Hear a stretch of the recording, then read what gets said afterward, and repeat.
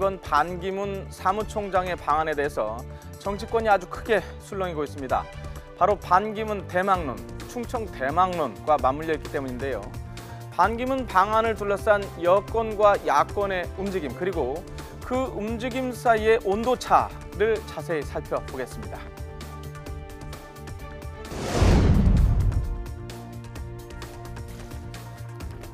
총선 참패 이후에 뚜렷한 대권 주자가 보이지 않던 새누리당에서는 반기문 총장 영입이 유력한 대안으로 현재 제기가 되고 있습니다.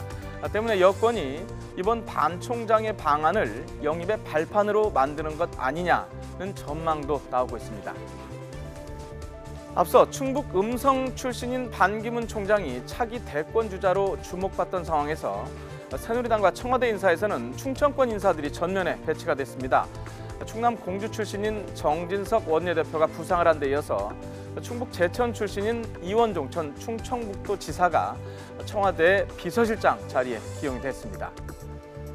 이렇게 되자 이번 인사가 사실상 반기문 유엔 사무총장의 대선 주자 영입을 위한 체제 구축이 아니냐, 이런 관측까지 나왔는데요.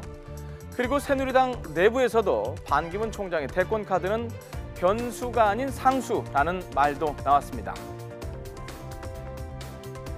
또 반기문 총장에 대해서도 우리가 결국은 우리가 당내에서 키웠건 당외에서 키웠건 당의 정강 정책에 맞고 또 대한민국 미래에 필요하고 우리 또 새누리당의 미래에 필요하다 싶으면 우리가 어느 분이라도 모셔올 수 있는데 반기문 총장 모셔오는 것도 우리 새누리당이나 대한민국을 위해서 좋은 그런 선택이 아니냐, 이렇게 말씀하시는 분들이 계시기 때문에 제가 보기에는 이제 반기문 총장은 상수고요.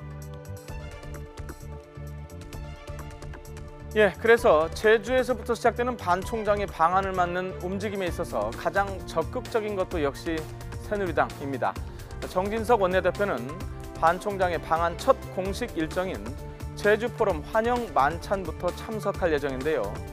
충청북도 음성 출신인 반 총장을 충남 공주 출신인 정 원내대표가 맞이하면서 이른바 충청 대망론에 불을 지피는 자리가 될 수도 있다는 기대감이 나오고 있습니다. 여러 가지로 볼 때 당정청이 어쨌든 충청권 인물들을 전진 배치하는 것이 아닌가라고 생각하면서 반기문 총장과 맞물리는 이제 가운데서 어쨌든 충청을 기반으로 해서 뭔가 새롭게 정권을 재창출하려는 것이 아니라 이런 이제 전망들이 우세한 거죠.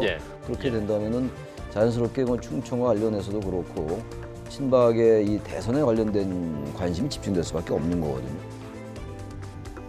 그리고 또 이번 반 총장의 방안 일정 자체를 놓고 새누리당의 강세 지역인 대구와 경북 지역의 민심을 겨냥한 행보라는 해석까지 나오고 있는 상황입니다. 일정들 좀 살펴보겠습니다. 오늘 도착한 이후에 27일에는 경북 안동 하회마을을 가고요. 30일에는 경주에서 열리는 UN NGO 컨퍼런스에 참석합니다. 26일에 참석하는 일본 G7 정상회의 일정을 제외하면 새누리당 강세 지역인 대구, 경북 지역을 포함한 동선이 대체적으로 많습니다. 야권 내 일부에서는 반기문 총장이 이미 친박의 대선 주자로 내정이 됐다, 이런 주장까지 나오고 있는데요. 반 총장이 정말 친박계 대선 후보로 나서게 되는 걸까요? 새누리당이 예를 들어서 좀 뭔가 달라진 모습을 보면서 이제 다시 정권 재창출의 어떤 기대감을 높일 수 있는 수준까지 올라간다면 아마 그런 어떤 기회 확률이 높아지겠습니다만, 그런 것들이 만약 잘 안 됐을 때는 반기문 총장으로서도 굳이 어떤 이제 대선 본선 가능성 내지는 여러 가지 정치적인 이미지를 고려했을 때 그렇게 아마 쉬운 결합이 나오기는 어렵지 않나 생각이 됩니다.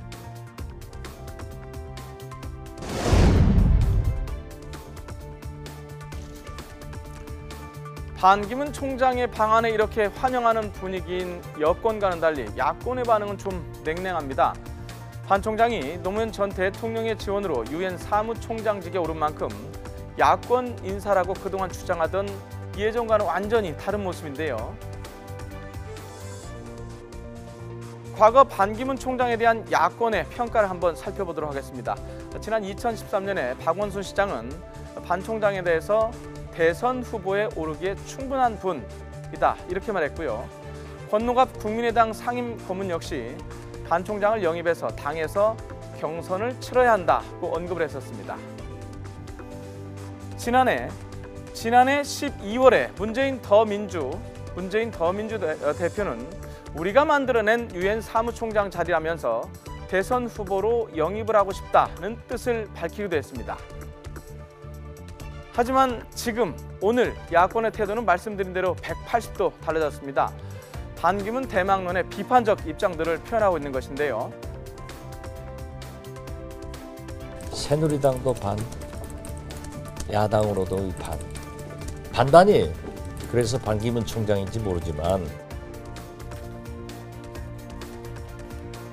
박지원 국민의당 원내대표는 이렇게 들으신 것처럼 반기문 총장에 대해서 모든 것이 반반이라고 평가했습니다. 대선 출마와 관련한 반 총장의 애매한 태도를 꼬집은 것 같은데요. 그리고 우상호 더불어민주당 원내대표는 반 총장 영입에 대해서 모셔올 수준은 아니다라는 입장을 밝혔습니다.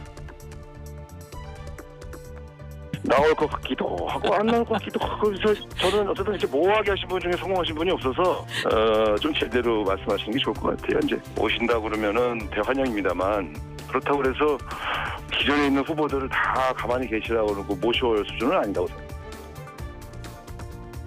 반 총장의 대망론에 대한 야권의 이런 부정적인 시선, 그 이유에 대해서는 두 가지의 주장이 나오고 있습니다. 사실상 여권 주자라고 이미 보고 견제한다는 시각이 있고요. 반기문 카드의 위력을 체감을 하고 서둘러서 김빼기를 하려는 거 아니냐, 이런 해석이 나오고 있는 겁니다.